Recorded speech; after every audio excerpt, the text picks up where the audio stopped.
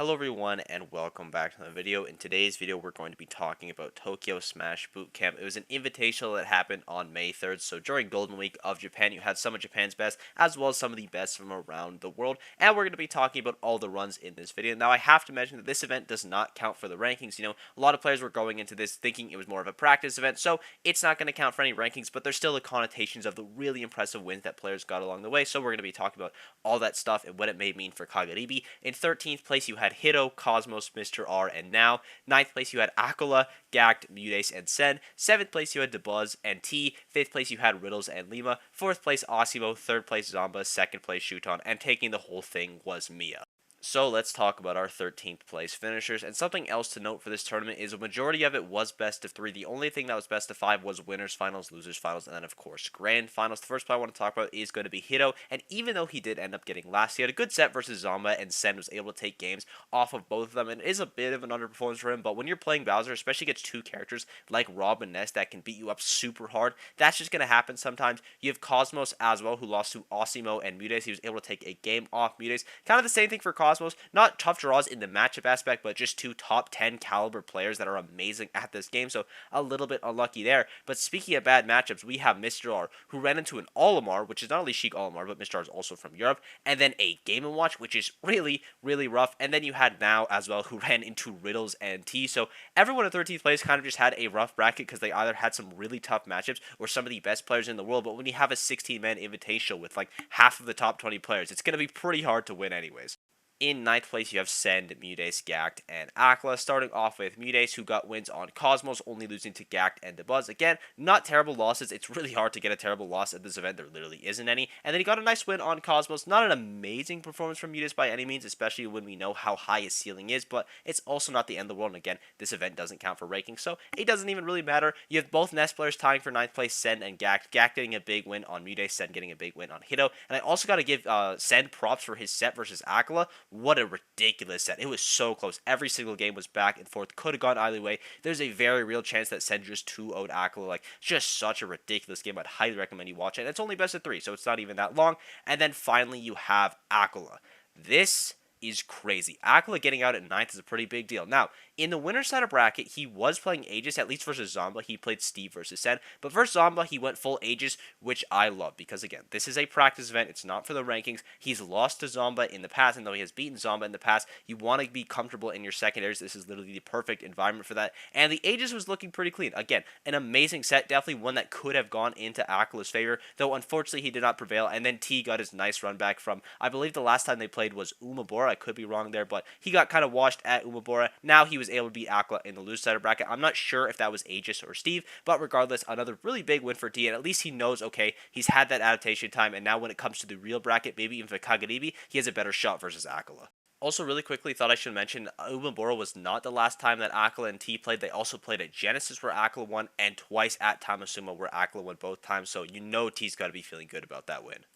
In 7th, you had Debuzz and T, starting off with Debuzz with his first top 8 at a major of the year. Again, it doesn't count, which is a little bit unfortunate, but still, it's nice to be getting back into the groove, especially considering that his other Japanese events have not been going as well. But he starts off right away with a massive win on Mia, who's like arguably top 5 in the world right now. Maybe not top 5 because Light and Sonics could still be up there, and we just haven't really been seeing them, but Mia has been farming, and it makes a lot of sense that Debuzz beats Mia because his record versus Meister is insane. Like, he farms Meister. All of his characters, I think, do pretty good there, at least the ones he's mainly using right now. It was just Rosalina in this matchup, and he also tried to bring out the hero versus Debuzz. I love that. I love that for Mia so much. Obviously, he can't read Japanese, so that's a huge disadvantage. It didn't work, but I really like that he tried it. And I also want to mention one of the reasons that Debuzz is so good versus Game Watch is because he's not really applying that shield pressure. He doesn't have to worry about that up out of shield. And when he's doing it, it's largely through Luma. So even if an up out of shield happens, most of the time he is able to punish it. So Debuzz, he's really, really smart around that matchup as well. And I think Rosalina really helps him out there. And then he did lose 2-0 to Shuton. It was Aegis versus Olimar and Rosa. A little bit unfortunate there. Falls into the losers bracket into Mudace, which he does 2-0. So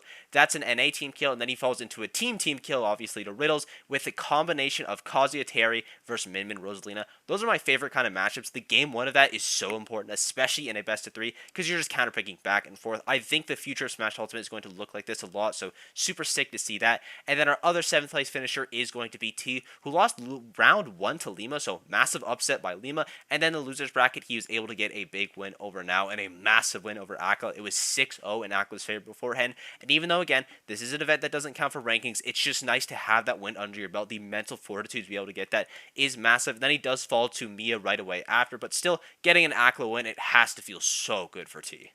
In 5th place, you had Riddles and Lima, starting off with Riddles, who got a win on Now in Kazuya versus Mario, and then he lost to Lima 2-1. It was going to be Terry versus Bayonetta, and in the loser side of bracket, he basically just farmed NA, beating both Send and Buzz before losing to Osmo. I thought he was actually going to beat Osmo when they first played, so huge props to Osmo for getting that win. And also, Riddles has just been doing very well in Japan. He's the only invader that's been doing consistently well, aside from Lima, but Lima performed his seed at the first event he went to and then overperformed here. We've only seen 2 events for him, so it's kind of tough to tell, but Riddles has been top 8ing everything. His worst performance is here at 5th place. The other events, he has a 4th and a 2nd place. He's just been looking incredibly strong, and I really think it is that combination of Terry and Kazuya. That combination of Terry and Kazuya, I fully believe that Riddles can be the best player in the world with it. It is just such a strong combo, and he's so good at both characters. It's actually unreal. And then you also have Lima. Speaking of Lima, he beat Riddles. That's a huge win. He also beat T 2-0, another massive win. And then he did lose to Shuton and Mia 2-0, which are pretty tough matchups, especially Mia. I don't know how you're supposed to be Game & Watch with Bayonetta. It does not sound like a fun time. It doesn't sound like something I would ever want to try, but really big shouts to Lima. Another amazing run from him, and they tie for the highest placing American players, except there's one more American in bracket. I don't know why I lied about that, but we're building the drama. But before we get to that final American player, we have to talk about our 4th place finisher of Osimo, who got a couple wins in the losers bracket and winners bracket. In winners bracket, he beat Cosmos 2-0 and Gackt 2-1 before falling to Zomba 2-0. And then in the losers bracket, he beat Riddles 2-1 before falling to Mia. He only lost to the 1st place finisher and the 3rd place finisher of the event. He has a 4th place. Osimo is just crazy. I can sing his praises over and over and over again, and I'll continue to do it. He's one of my favorite players to watch right now. He is just incredible. His conversions are unreal. His offense is some of the best in the game, and he's just still severely underrated. People are not talking about Osimo nearly enough. If you want to seem cool in like a month or two, just start saying Osimo's going to win everything, and then when he starts winning everything, you will look like a prophet. Just trust me on that. The Osimo stocks are going up. Now, NA has been getting pretty farmed in all the Japanese tournaments that they've been going to. The only 2 NA players that have actually made top 8 at a Japanese major post-quarantine are Cosmos and Riddles, which is a pretty big deal. Open major, of course, because you have DeBuzz, Lima getting in here this time, but there is one savior, the NA savior, the Japanese slayer, and that is, of course, Zomba, who got 2-1 win over Hiro and Akala, and a 2-0 win over Osimo. Now, again, the Akala win, it is versus the Aegis, but I don't really care. Akala's the best player in the world. That Aegis has taken games off Yoshidora to win sets. He is crazy with that character, and he's just a ridiculous player in general, so that's a massive win for Zomba. Same thing with Hiro, really scary player to play for the first time as well, so kind of surprised that he beat him there, because usually when people are playing Hiro for the first time, I favor Hiro just because his offense is so oppressive, but Zomba doesn't really care. He's just going to side B you and kill you at 30 anyways, especially against Bowser. If you can steal those stocks early, that is a huge deal. And 2 over Osimo. Again, I just sung Osimo's praises. That is a massive win. Osimo is a ridiculous player, so Zomba did really well this event. He did lose 3-1 to both Shuton and Mia. I'm honestly shocked that he didn't try out the Lucina at all versus Mia, just considering that it has helped him in the past versus Meister, so I'm curious to see if he does run into him at Kagaribi. Will he try the Lucina? Maybe he wanted to save it for the more important event, or maybe he just wants to stick full to Rob, because Rob, as much propaganda as he likes to spread, I believe it is a character you can solo main just because your on-hit game is so scary. It's not going to be easy. There's some matchups that are going to be really tough, like notably Game & Watch, but it's definitely not impossible. So really happy with Zomba's run here. He did very impressive, and I hope he can carry that into Kagaribi because NA, we need a hero.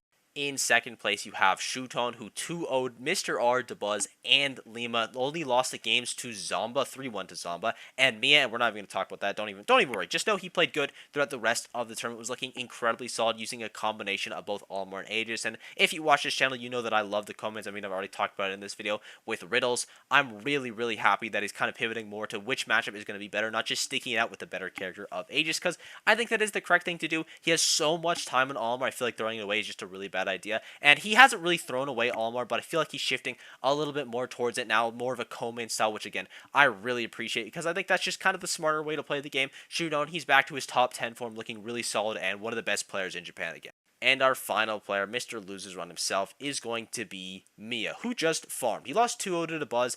Then he 2-0'd Mr. R, 2-1'd Gackt, 2-0'd T, Lima, and Osimo, 3-1 Zomba, and 6-0 Shuton versus both the Aegis and the Olimar. Mia is just ridiculous. He is him. And he's also the hardest player in the world to rank because he has the most major wins in 2023, if you count this major. But again, for ranking points, you're not actually going to count this. So he has the tied most major wins this year with Akla, both of them having 4 major wins, which is, again, pretty insane. But the difference is Mia also has a 49th. And the last time he's missed top 8 at a major, no, the last time he's missed grand finals at a major was at Kagaribi, which, again, was that 49th performance. And before that, he had a 13th at Umabora. But everything aside from that has been squeaky clean. He has just been farming. He's looking ridiculous. And I think if he wins Kagaribi, he gets put into the conversation for best player in the world. And if he wins Battle of BC, he is the best player in the world. And I know that sounds like a huge claim, but it's honestly not that unrealistic. I wouldn't be even surprised if Mia won both those events because he's just been looking so good. He's been looking so dominant. He's not only beating people, he is destroying people. That combination of Game & Watch and Steve, mostly Game & Watch, but the Steve has been putting in work as well, has just been doing incredibly well. Really hard play to rank. I put him as top 5 right now just because we haven't seen as much from Light and Sonics. Like, Mia has 1 more events than Sonics has been to this year, which is pretty insane. So that's just something to consider. But I thank you guys for watching. I hope you enjoyed. Sports an absolutely unreal. Let me know what you guys think. Again, this is just kind of the precursor for Kagaribi. This event doesn't really matter. It just shows the talent of the players going. Some matchups that we might see again, maybe in some people's favor because they have that data. Maybe in some people's disadvantage because they showed all their tricks. It's going to be interesting to see. But yeah, sports been absolutely unreal. Thank you guys for everything. And I will see you all in the next video. Bye-bye.